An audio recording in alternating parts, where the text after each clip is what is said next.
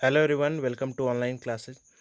आज की जो क्लासेस में हम लोग क्या पढ़ने वाले हैं, आज की क्लासेस में हम लोग ideas of Karl Marx and Friedrich Engels, जो कि एक सोशलिस्ट थिंकर के आइडियाज़ को हम समझेंगे। कार्ल मार्क्स और फ्रेडरिक एंगल्स को सोशलिज्म को लेकर ये क्या एडअप किए थे और इनकी आइडिया क्या थी।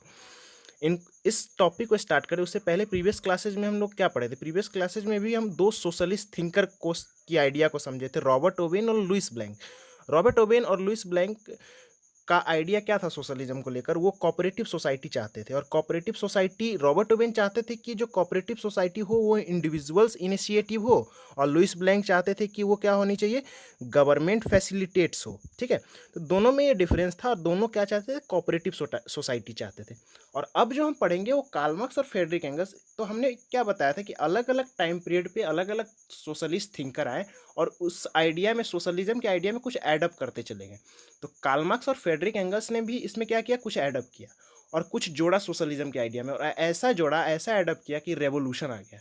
कहाँ रेवोल्यूशन आया, तो रशिया में आ गया। और रशिया में जो बेसिकली रेवोल्यूशन हुआ था, तो उसके एक तरह से प्रपाउंडर, एक तरह से उस रेवोल्यूशन को की आइडिया को देने वाले, आइडियोलॉजी देने वाले बेसिकली कार्ल मार्क्स और फ्रेडरिक एंगल्स को ही कहा जाता है। और मजे की बात क्या है कि कार्ल मार्क्स और फ्रेडरिक एंगल्स थे भी दोस्त। ठीक है, बेसिकली कार्ल मार्क्स जो थे वो जर्मनी से थे। जर्मनी से उन्होंने पढ़ाई वढ़ाई की और पढ़ाई करने के बाद वो इंग्लैंड चले जाते हैं और इंग्लैंड में जाकर वो लिखते हैं और उनकी दोस्ती वहाँ फ्रेडरिक एंगल से होती है। और दोनों मिलकर फिर ऐसा लिखते हैं, ऐसा लिखते हैं कि रशिया में क्या होती है, रेवोल्यूशन आ जाती है। ठीक है, तो अब क्या इनकी आइडिया थी, क्या ऐसा लिखते हैं ये, इनको सोशलिज्म को लेकर ये क्या सोचते थे, उन सारी आइडियोलॉजी को हम समझते हैं एक एक करके। देखिए, they added some more arguments in the idea of socialism. जो सोशलिज्म की आइडिया है, तो इस इनको लेकर इन्होंने कुछ और आर्गूमेंट्स क्या की थी, ऐड की थी। क्या की थी, तो इनका मानना था, कार्ल मार्क्स और का मानना था कि इंडस्ट्रियल जो सोसाइटी होती है वो कैपिटलिस्ट होती है। क्या कहना चाह रहा हूँ कि इंडस्ट्रियल सोसाइटी कैपिटलिस्ट सोसाइटी होती है। कैपिटलिस्ट सोसाइटी मैंने आपको बता दिया है प्रीवियस क्लासेस में। कैपिटलिस्ट सोसाइटी क्या बोलती है कि जिसमें जितनी पोटेंशियल होगी वो सोसाइटी में उतना आगे बढ़ेगा। इट मीन्स कि एक पर्सन होगा, एक इंडिविजुअल्स ही डेवलप करेगा सोसाइटी में। और सोशलिज्म क्या बोलती है, सबका साथ सबका विकास। तो सोशलिज्म का उलट। तो इनका मानना था कि इंडस्ट्रियल सोसाइटी क्या है, कार्ल मार्क्स का, वो कैपिटलिस्ट सोसाइटी है, जहाँ पर क्या होती है, honours invested capital in factories and profit was produced by worker. तो इनका मानना था कि क्या होता है कि जो ऑनर्स का काम क्या होता है, वो बेसिकली इंडस्ट्री में केवल पैसा लगा देते हैं। ठीक है, काम तो नहीं ना करते हैं, केवल पैसा लगा देते हैं। और बेसिकली जो काम करते हैं, प्रोडक्ट तैयार करते हैं, सब कुछ करते हैं, वो कौन करते हैं, वर्कर करते हैं। वर्कर ही कंपनी में बेसिकली आपको प्रॉफिट गेन करते हैं। किसी कंपनी में अगर प्रॉफिट होती है वर्क के माध्यम से, तो जो वर्कर बहुत अच्छा काम करते हैं किसी कंपनी में या किसी फैक्ट्री में, बहुत अच्छा वर्कर के द्वारा की जाती है, तो उस कंपनी में क्या होती है, बहुत प्रॉफिट होती है। तो प्रॉफिट बेसिकली किन के द्वारा गेन किया जाता है, वर्कर के द्वारा किया जाता है। तो यहाँ पर क्या बोला जा रहा है कि ऑनर्स केवल क्या करते हैं, कैपिटल इन्वेस्ट करते हैं, पैसा इन्वेस्ट करते हैं, और बेसिकली प्रॉफिट बनता है वर्कर के द्वारा। लेकिन बट जब आती है प्रॉफिट शेयर करने की, but the profit goes into the hands of owner and the condition of worker would remain same. और जब आती है कि प्रॉफिट को क्या किया जाए, शेयर किया जाए, तब ऐसा नहीं होता है। प्रॉफिट केवल किन के हाथों में चली जाती है, इंडस्ट्रियलिस्ट के हाथों में चली जाती है, जो बोल सकते हैं एक तरह से ऑनर होती है, उनके हाथों में चली जाती है। और वर्कर की स्थिति और वर्कर की हालत क्या होती है, सेम ही रहती है, उनमें कोई चेंज नहीं आता है। और मेन, और जो एक तरह से बोल सकते हैं ऑनर्स की मेन मोटिव होती है, वो पर्सनल गेन होती है, not the welfare of worker. और उनकी हमेशा से सोच रहती है क्या होनी चाहिए, मुझे केवल जेब भरना है, मुझे पैसा कमाना है, कितना ज़्यादा से ज़्यादा वर्क करके मैं पैसा कमा लूँ।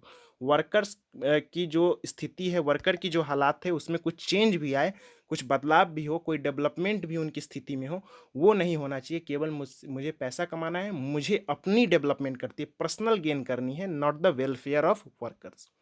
तो ये मानना था क्या, कार्ल मार्क्स का, कि क्या है, इंडस्ट्रियल सोसाइटी एक कैपिटलिस्ट सोसाइटी है।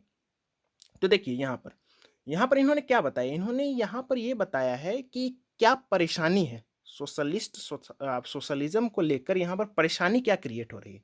अभी इन्होंने परेशानी बताया, तो इनको एक तरह से बीमारी इन्होंने पकड़ ली है, तो इनका दवा भी इनको बताना होगा। ठीक है, तो इन्होंने अपनी परेशानी बताई है कि इस तरह से क्या है, कैपिटलिस्ट सोसाइटी है, ऐसे ऐसे परेशानी हो रही है लोग वर्कर के साथ।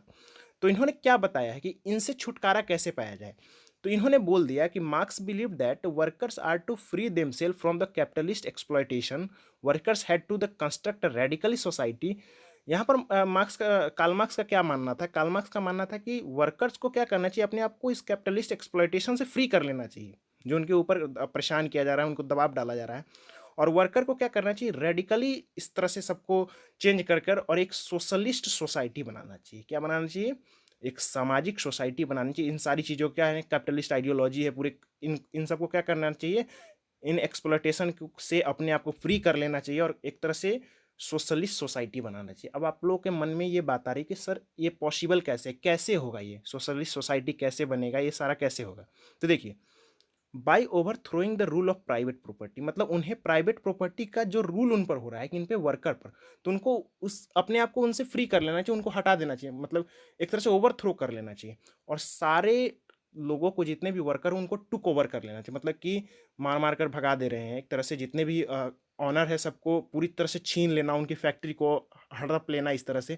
और जितनी भी सोसाइटी में जितनी भी प्रॉपर्टी है, जितनी प्राइवेट प्रॉपर्टी, उन सबको टुक ओवर कर लेना चाहिए और सोशली उनको कंट्रोल करना चाहिए। मतलब एक आदमी नहीं कंट्रोल करेंगे, सोसाइटी में जितने भी लोग होंगे वो सब मिलके उनको क्या करेंगे, जितनी भी प्रॉपर्टी है उसको सोशली कंट्रोल करेंगे। और तब जो सोसाइटी बनेगी that is called communist society. अब आप लोगों के मन में एक आया होगा विचार कि सर ये फिर कम्युनिस्ट क्या आ गया? तो देखिए समझिए, कैपिटलिस्ट से सोशलिस्ट और सोशलिस्ट से कम्युनिस्ट।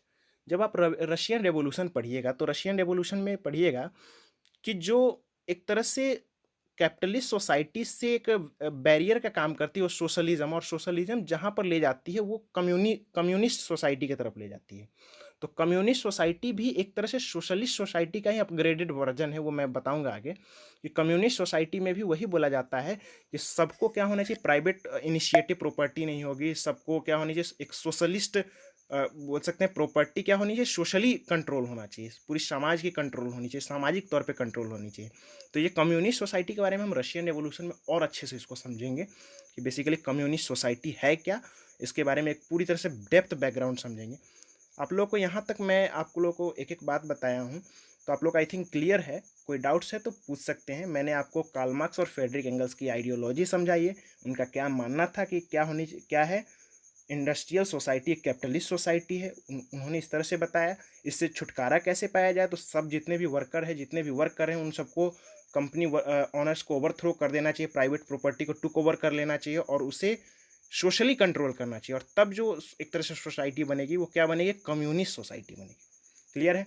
अभी नेक्स्ट टॉपिक जो हम पढ़ेंगे कि सपोर्ट फॉर सोशलिज्म, मतलब लोग दूर दूर से क्या कर रहे हैं, इस आइडियोलॉजी को सपोर्ट करेंगे। तो उसे हम क्या करेंगे, नेक्स्ट क्लासेज में समझेंगे। आई थिंक यहाँ तक आप लोगों का एक एक क्लियर है। कोई डाउट्स है तो आप लोग क्या करेंगे, पूछेंगे।